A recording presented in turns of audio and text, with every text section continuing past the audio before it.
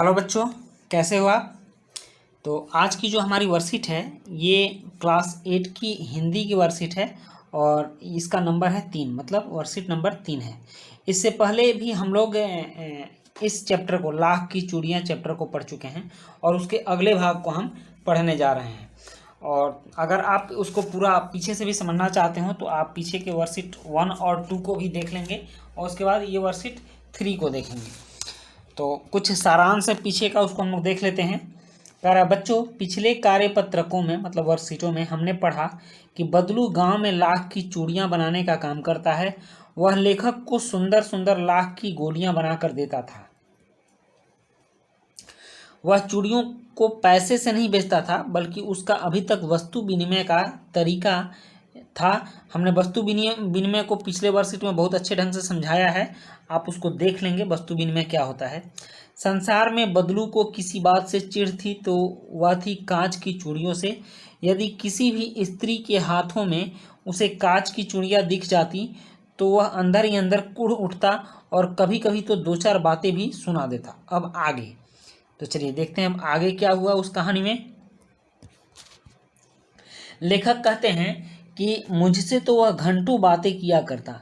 कभी मेरी पढ़ाई के बारे में पूछता, कभी मेरे घर के बारे में, और कभी यूं ही शहर के जीवन के बारे में पूछता। मतलब शहर में लोग कैसे रहते हैं, वहाँ क्या खाते हैं, क्या पहनते हैं, इन सब बातों को पूछता।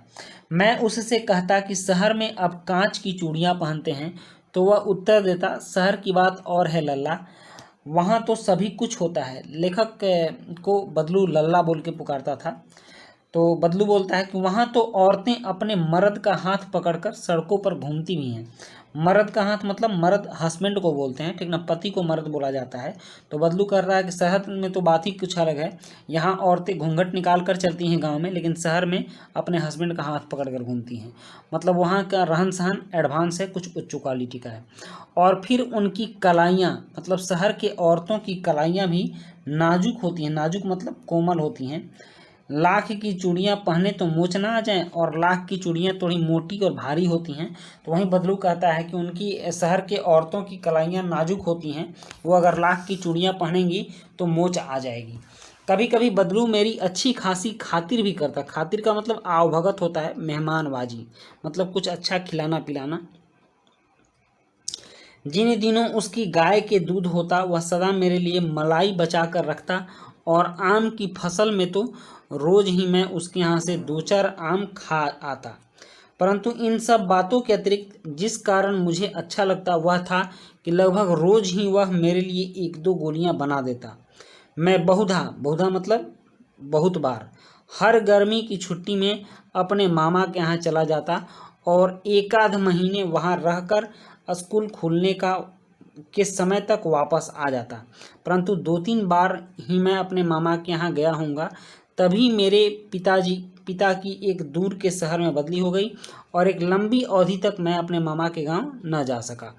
तब लगभग 8-10 वर्षों के बाद जब मैं गया तो इतना बड़ा हो चुका था कि लाख की गोलियों में मेरी रुचि नहीं रह गई थी। अब लेखक बड़े हो गए थे और उनको लाख की गोलियों में रुचि नहीं रह गई थी, अब उनकी आवश्यकता कुछ बदल गई थी। अतः गांव में होते हुए, लेखक कहते हैं कि जब मेरी गोलियों में रुचि नहीं थी, इसलिए गांव में होते हुए भी कई दिनों तक मुझे बदलू का ध्यान न आया। इसी बीच मैंने देखा कि गांव में लगभग सभी स्त्रियां कांच की चूड़ियां पहने हैं। बिरले ही हाथों में लाख की चूड़ियां देखी। मतलब उन्होंने चेंजिंग देखा, परिवर्तन देखा गांव में, कि अब गांव की औरतें भी कांच की चूड़ियां पहनने लगी हैं। तब एक दिन सहसा मुझे बदलू का ध्यान हो आया।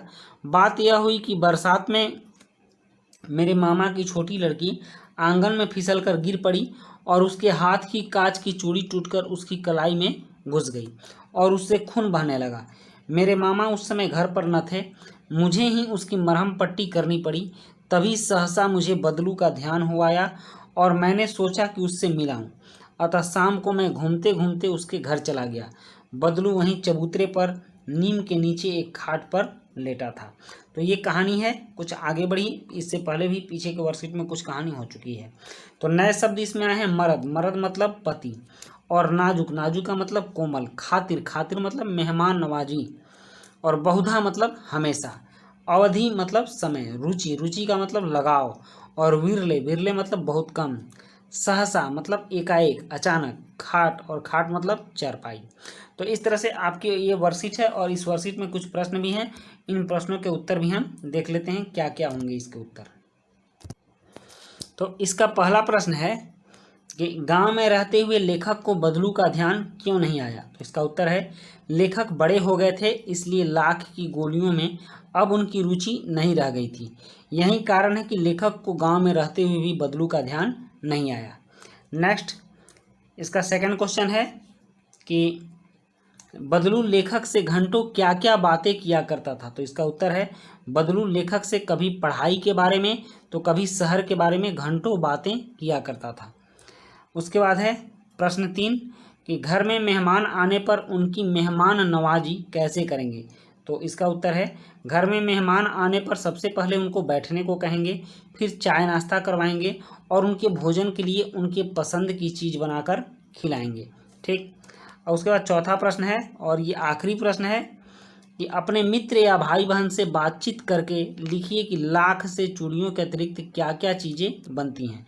तो इसका उत्तर है लाख से चूड़ियों के अतिरिक्त सजावटी डब्बे बनते हैं, कड़े बनते हैं हाथ में पहनने वाले, गले के हार बनते हैं और अन्य गहने आदि भी बनते हैं। तो इस तरह से बच्चों आपके ये वर्कशीट नंबर 3 कंप्लीट हुआ। तो मिलते हैं हम लोग फिर नेक्स्ट वर्कशीट में, तब तक के लिए गुड बाय।